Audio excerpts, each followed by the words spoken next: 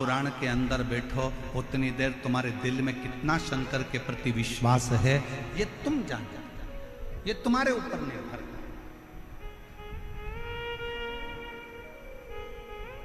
आपका भरोसा कितना है आपके ऊपर निर्भर कर। एक पत्र है, अच्छा है, देखिए।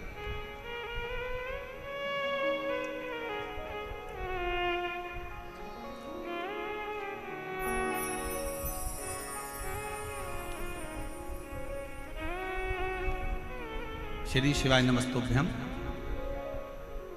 मेरा नाम रेखा शर्मा है। मेरे पति का नाम वेद प्रकाश शर्मा है।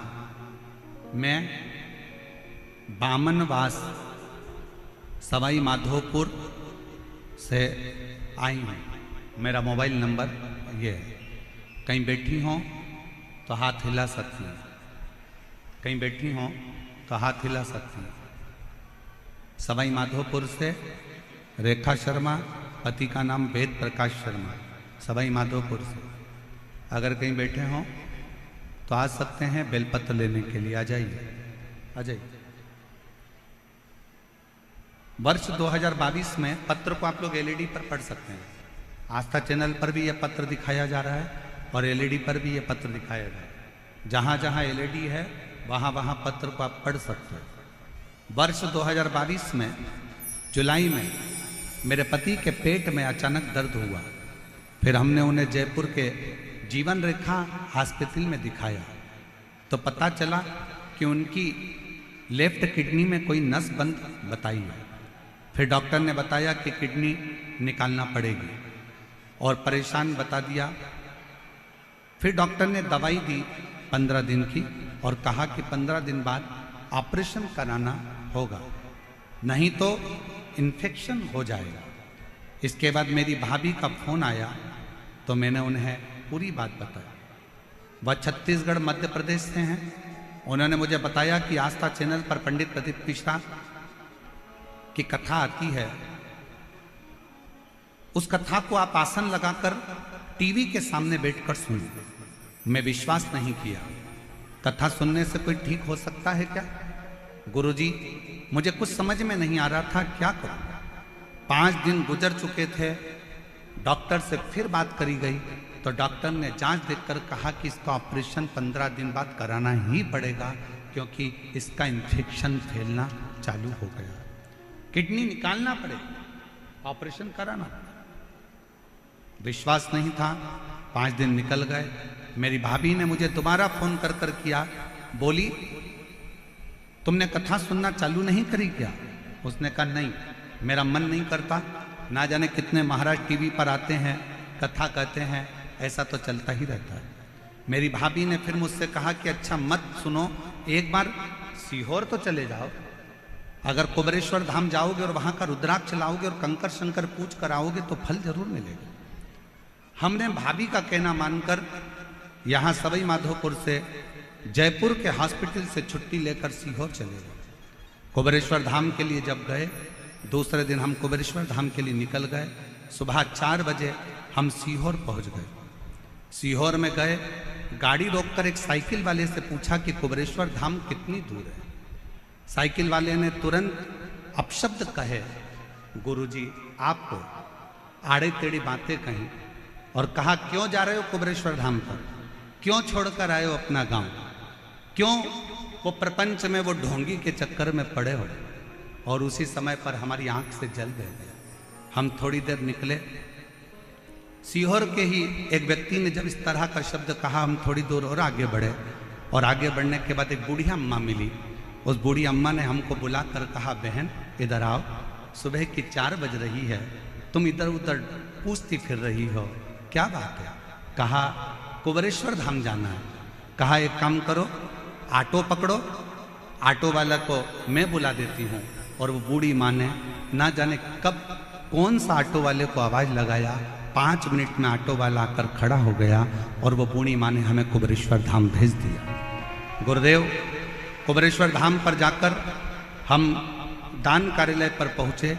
वहाँ जाकर हमने पूछा कि कंकर शंकर पूजन कैसे होती है। उन्होंने बताया 5 कंकर बीन लो, पूजन कर लो और बाबा से प्रार्थना करो। उस समय पर रुद्राक्ष वितरण बंद था।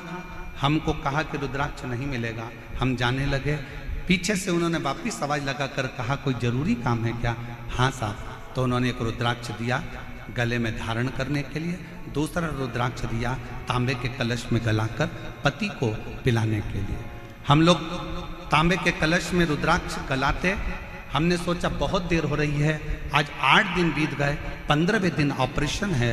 हमने पानी के बोतल में रुद्राक्ष को डाल लिया, वही डाला हुआ शिव जी को चढ़ा दिया, वही पानी भर कर लिया है, कंकर शंकर की पूजन कर लिया।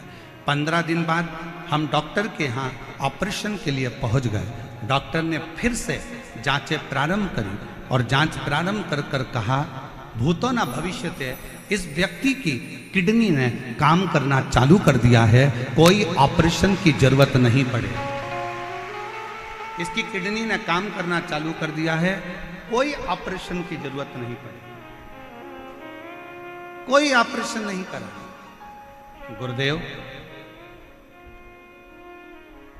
इसको डॉक्टरों ने कहा इसको कोई दवाइयों की जरूरत नहीं है, आप इसको घर ले जाओ, अब ये पूर्ण तरह से स्वस्थ हो गया है, इसको कोई दवाई मत देना, इसकी किडनियों ने काम करना प्रारंभ कर दिया है, इसकी किडनी बदल। एक लाइन इस बहन जी ने लिखी है, बड़ी अच्छी लिखी है। गुरुदेव, हमको तो लगता है कि संसार में जो अच्छा है ना, उसको ताना देने वाले, गाली देने वाले ढेर सारे पड़े हुए हैं, पर गुरुदेव, हीरा कोयले की खदान में होता है फिर भी वो चमकता रहता है।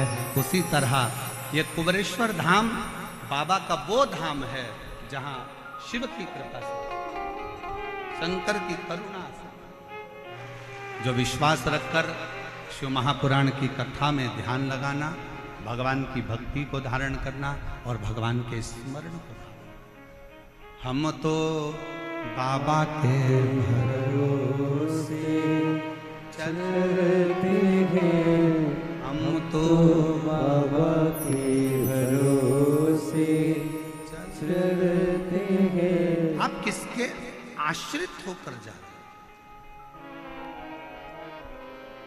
आप भजन में जाओगे तो आपको ताना दिया जाएगा, आप मंदिर जाओगे तो लोग आपको गाली देंगे, आप भगवान की भक्ति में डूबोगे तो लोग ताना देंगे। बोलो मेरी जीजियों, मीराबाई जब तक ससुराल में रही तब तक मीराबाई को ताने पर ताना दिया गया, गाली पर गाली दी गई, अपशब्द पर अपशब्द।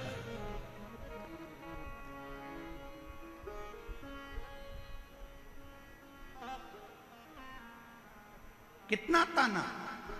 नामदेव जी महाराज भूमि पर रहे तब तक नामदेव जी को ताना देते रहे, रामकृष्ण परमहंस जब तक पृथ्वी पर रहे रामकृष्ण परमहंस को ताना देते रहे, संत तुकाराम जी पृथ्वी पर रहे तो संत तुकाराम जी को ताना देते रहे, कर्माबाई जब तक पृथ्वी पर रही मां कर्माबाई को ताना देते रहे। जितना जितना राष्ट्र के जितने जितने संत भारत की भूमि पर प्रगटे और जिन्होंने जनमानस का कार्य किया, जनमानस का कल्याण किया, दुनिया ने उसको केवल ताने दिए। और जब उसने अपना प्राण त्याग कर चले गया तब दुनिया के लोगों ने उसको पूजना प्रारंभ करा कि उन्होंने कुछ अच्छा किया था जनमानस के कल्याण। हमारे मालवा के संत श्री नागर जी महाराज कहते हैं, हीरा का परखैया राम कोई नहीं। हीरा का परखदार कौन होगा?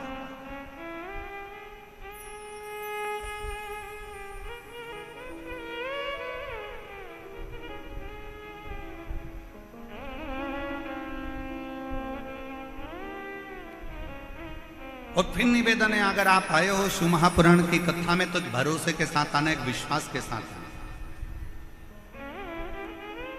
वरना अपना घर, एसी का रूम, डनलप का गद्दा, सोफा सेट, भला क्यों इतनी धूप में चलकर पंडाल में पहुंचना। अगर विश्वास है कि मैं शिव पुराण की कथा में जाऊंगी, मैं शंकर की कथा सुनने के लिए जाऊंगी, और मेरा विश्वास कहता है मेरा शंकर जयपुर की उस धरा पर शंकर भगवान मेरी झोली खुशियों से भरेगा तो वो भर कर ही भरेगा।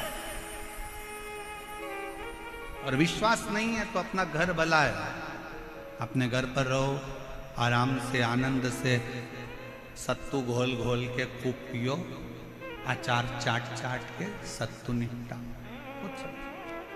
क्यों व्यर्थ का समय बर्बाद करना अपना भजन में? आश्रित शिव क्यों?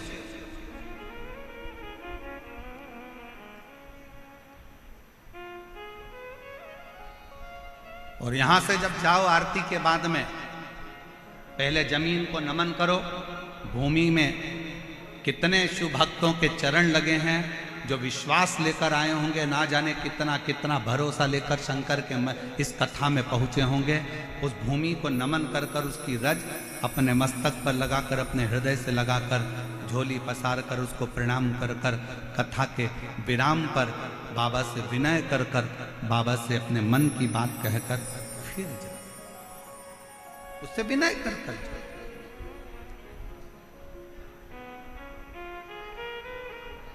संसार पर अगर भरोसा करा तो टूटा है, पर मेरे शंकर भगवान पर, मेरे ओगड़दानी, मेरे शिव पर, मेरे भगवान ओगड़नाथ पर, मेरे शंभू पर, मेरे त्रिकालदर्शी, मेरे कैलाशी, मेरे अविनाशी पर अगर भरोसा करा है तो वो भरोसा कभी टूटा नहीं।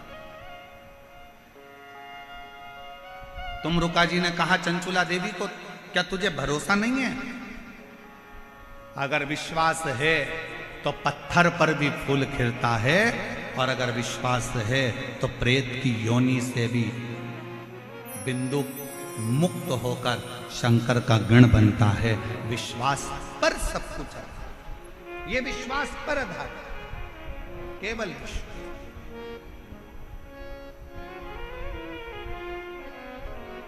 और मेरे भोले